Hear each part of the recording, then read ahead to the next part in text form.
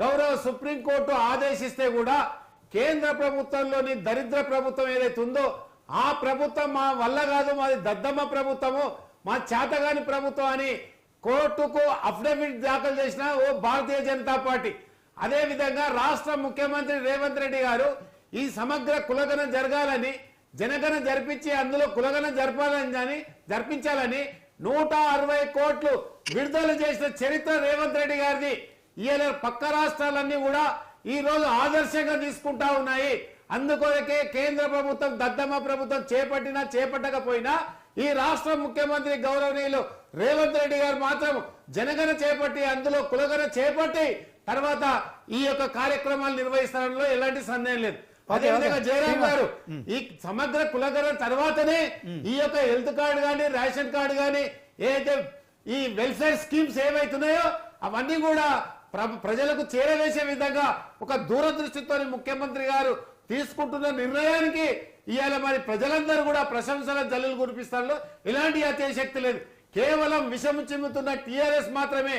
ఇప్పటిదాకా భారతీయ జనతా పార్టీ నాయకుడు మాట్లాడాడు, ఏమని ఇట్లాంటిది మంచి ఉద్దేశంతో చేస్తారు కాబట్టి మనం స్వాగతిద్దాం, తర్వాత ఏమైనా లోటుపాట్లు ఉంటే ప్రభుత్వాన్ని ప్రశ్నిద్దామని అది మేము కూడా స్వాగతిస్తున్నాం. కానీ టీఆర్ఎస్ నాయకుడు ఏదైతే మాట్లాడుతుండో నేను ఫుడ్ అడ్వైజరీ కమిటీ అంటే ఆయనకన్నా ముందే నేను ఫుడ్ అడ్వైజరీ కమిటీ మెంబర్ ఉన్నా. ఆ రోజు అంత్యోదయ కార్డులు ఎన్ని వచ్చినాయి, అన్నపూర్ణ కార్డులు ఎన్ని వచ్చినాయి, రేషన్ కార్డులు ఎట్లా వచ్చినాయి. గౌరవ ముఖ్యమంత్రి వైఎస్ రాజశేఖర రెడ్డి గారు అన్నప్పుడు రేషన్ కార్డునే ప్రామాణికంగా ఆ రోజు ఫీజు రియంబర్స్మెంట్ కానీ అదే విధంగా ఆరోగ్యశ్రీని కానీ చేసిన ఘనత డాక్టర్ వైఎస్ రాజశేఖర రెడ్డి గారు దక్కుతారని సందర్భంగా నేను మనం చేస్తాను. Okay, one second. ఇప్పుడు జయరాం గారు ఇందాక మీరు ఇంటింటి సర్వే అని చెప్పారు. ఇది ఎప్పుడు బీఆర్ఎస్ ప్రభుత్వం వచ్చిన కొత్తలో చేసిన ఆ సర్వేకి సంబంధించిన లెక్కలేనంటారా? అవన్నీ శ్రీనివాస్ గారు అవన్నీ ఇంతవరకు మరి బయట పెట్టాలని ఇన్ని రోజులు మరి కాంగ్రెస్ బీజేపీ బీఆర్ఎస్ కాకుండా మిగతా వాళ్ళంతా ఆ లెక్కలు బయట పెట్టాలన్నారు. ఈ లెక్కలు ఎట్లా బయటకు వచ్చినాయి సార్? ఇప్పుడు అమెరికాలో ఉన్న వాళ్ళు కూడా ఆ రోజు సమగ్ర సర్వే గురించి అమెరికాలో ప్రపంచ దేశాలున్న తెలుగు వాళ్ళు కూడా ఆ రోజు ఎంట్రీ చేయించుకున్నారు. దాంట్లో ఇక్కడ ఏంటంటే సర్వే రిపోర్ట్ల సారాంశంలో దీంట్లో ఈవెన్ ఇదొకటి, ఇంకా నెక్స్ట్ దీంట్లో మతాల వారిగా ఇది ఇక్కడ మనకు భాష మతాల వారిగా ఇంకా మీకు జూమ్ చేసి చూపిస్తాను. ఇది మతాల వారిగా. ఓకే, అంటే ఇది రాదు, ప్రభుత్వాలు ఏమనుకుంటాయంటే ఇది జనాలకు తెలియదు, ఇది రాదు, మేము దాచిపెట్టినాం కదా, ఇది సీక్రెట్ చేసి పెట్టినాం కదా. జయరామ్ గారు నా డౌట్ మీకు అర్థమైందా? ఇది అదే చెప్తున్నా నేను. ఇది బహిర్గతం కాలేదు, నిక్షిప్తంగా ఉంది, పార్టీలు అన్ని అదే ఆరోపణలు చేసినాయి. సో మీరు ఇప్పుడు సడన్ గా చెప్పేసరికి నేను కూడా షాక్ అయిపోవాల్సి వచ్చింది. అందుకోసమని అదే ఇప్పుడు బాహుబలి సినిమాను 1000 కోట్లు పెట్టి తీస్తామంటారు. ఒక రోజు సినిమా మొబైల్ పెట్టుకొని మరి తెల్లవారే రిలీజ్ చేస్తాడు. అంటే బాహుబలి సినిమా చూసినోడు గొప్పతనం ఉండొచ్చు కానీ రిలీజ్ చేసేవాడికి కడపమంట ఉంటది. అంటే ఇది అఫీషియల్ గా పెట్టబడిందా, ఎట్లా జరిగింది? ఇది అఫీషియల్ గా పెడతా నాకేంది, అన్అఫీషియల్ పెడతా నాకేంది, అది కాదు కదా నాకు కావాల్సింది. ఇప్పుడు కాంగ్రెస్ ప్రభుత్వానికి ఇది నాకు కావాల్సిన రిపోర్ట్ దొరికిందా లేదా, జెన్యూనేనా? అది జెన్యూనే అంటారా? ఇప్పుడు ఇంటర్నెట్ లో ఉన్న జెన్యున్ కాకపోతే గవర్నమెంట్ లో దాని మీద చూసుకోవాలి. అది వాళ్ళ పని, నా పని కాదు కదా.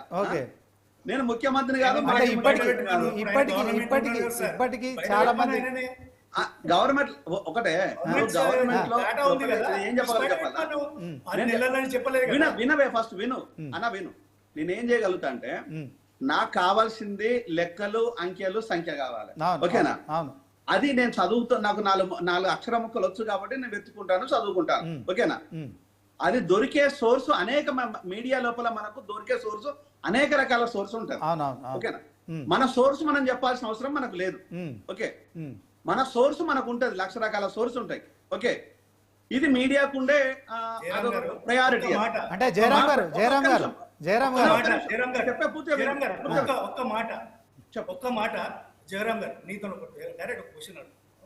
ఇప్పుడు మనకు వీళ్ళు ఒక వన్ స్టేట్ వన్ కార్డ్ అని పెట్టారు, రేషన్ కార్డు పెట్టారు కదా.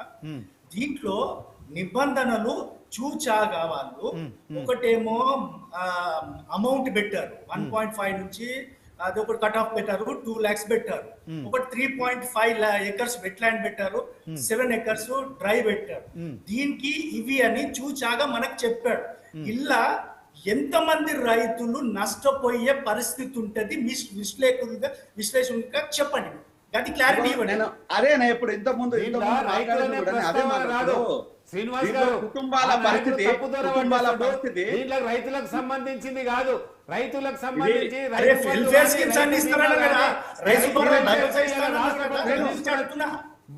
ఏదైతే చర్యలు ఉన్నాయో గతంలో రైతులు కుటుంబాల పరిస్థితి అనేది లెక్కలు ఉన్నాయి, కల్లాలలో రైతులు చనిపోయారు, అది గుర్తుపెట్టుకోవాలి. రైతులు టాపిక్ డైవర్ట్ అవుతుంది.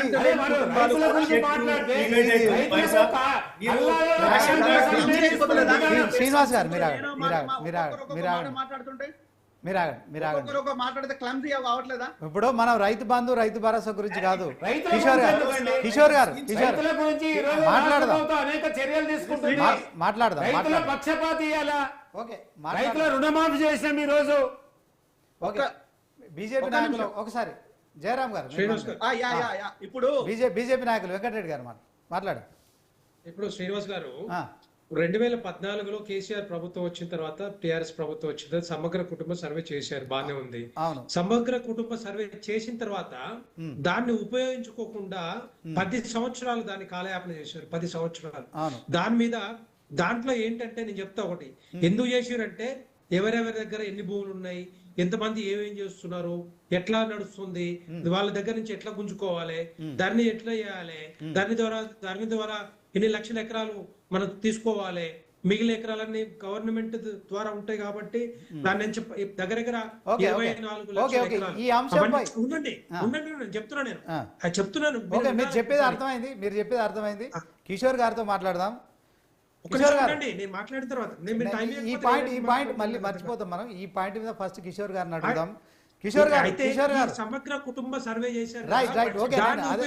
ఆ విషయానికి వస్తుంది. కాంగ్రెస్ పార్టీ కాంగ్రెస్ ప్రభుత్వం కూడా ఒకవేళ చేస్తే ఉపయోగపడుతుంది. ఆ సర్వే వివరాలు ఉన్నాయి కదా, ఉపయోగించుకోవచ్చు కదా. నేను అడుగుతున్నా ఉపయోగించుకోవట్లేదు. వెంకటరెడ్డి గారు నేను అడుగుతున్నా.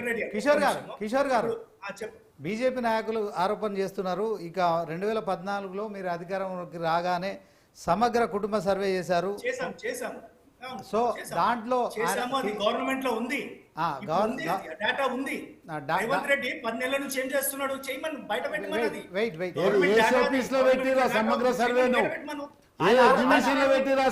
సర్వేను ఆయన ఆరోపణ పూర్తిగా వినండి. మీరు అదే బేస్ చేసుకొని మీరు స్కీమ్స్ ఫార్ములేట్ చేసాము, మొత్తం కూడా పాలసీస్ మేక్ చేసాము. అవన్నీ కూడా పాలసీ మేకింగ్ పాలసీలో చాలా ఉపయోగపడ్డాయి. అవన్నీ ఇప్పుడు ఎట్లా యూజ్ చేయాలో అవన్నీ చేసాం. ఇప్పుడు ఆ డేటా గవర్నమెంట్ లో ఉంది. రేవంత్ రెడ్డి డాటా ఉంది. జయరామ్ గారు చెప్తున్నారు. ఓకే కిషోర్ గారు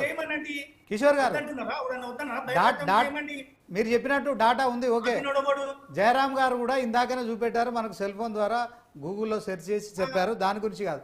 ఇప్పుడు వెంకటరెడ్డి గారు ఏం ఆలోపిస్తున్నారంటే, మీరు 2014లో అధికారంలోకి రాగానే సమగ్ర కుటుంబ సర్వే చేశారు, ధరణి తీసుకొచ్చారు, మీ దగ్గర ఉన్న ఏదైతే అన్యాక్రాంతమైన వ్యవస్థ ఉందో భూములు కావచ్చు, తర్వాత ఇతర ఆస్తులను కూడా కొల్లగొట్టే ప్రయత్నం చేశారు. ధరణి అందుకే మన శ్రీనివాస్ గారు ఒకటి 2014లో ఏదైతే కుటుంబ సమగ్ర జరిగిందో కేసీఆర్ గారు ఒకటే నిమిషం కిషోర్ గారు చేసినప్పుడు దేశ విదేశాలనున్న మన తెలుగు వాళ్ళందరూ కూడా ఆ రాత్రి ఫ్లైట్లు పట్టుకొని చేసినందుకు ఆ యొక్క సమగ్ర సర్వేను ఎందుకు బయట పెట్టలేదు, దానికి ఫస్ట్ వాళ్ళు క్షమాపణ చెప్పాలి కదా. రేవంత్ రెడ్డి గారి గురించి మాట్లాడే ముందు మా తప్పు జరిగింది, మా వల్ల 2014 సమగ్ర సర్వే చేసాము, మా వల్ల తప్పు జరిగింది కాబట్టి మేము క్షమిస్తున్నామని చెప్పండి. ఓకే 1 minute శ్రీనివాస్ గారు మీరు మాట్లాడండి. కిషోర్ గారు ధరణి విషయంలో ధరణి విషయమే కానీ చెప్పండి. ఇక్కడ అవకతవకలు జరిగినాయి అన్ని కూడా. ఇప్పుడు కానీ మనము ఈ 70-80 ఏళ్లలో ఈ స్వతంత్రం వచ్చిన భారతదేశంలో ఇప్పటికి కూడా అన్ఆర్గనైజ్డ్ గా ఉన్నది. మీరు నమ్ముతారా నమ్మరా? ఇది నమ్ముతారు కదా.